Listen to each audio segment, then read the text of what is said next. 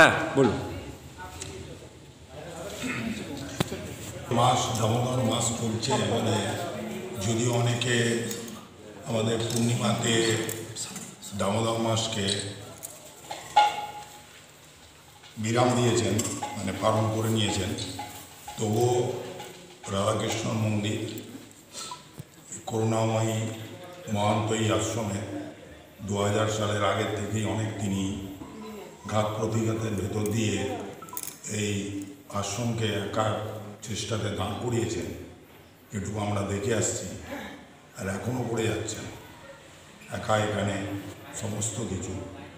তাই এই উৎসব প্রতি বছর করেন, দীর্ঘদিন ধরে চলছে। কত বছর ধরে চলছে এটা?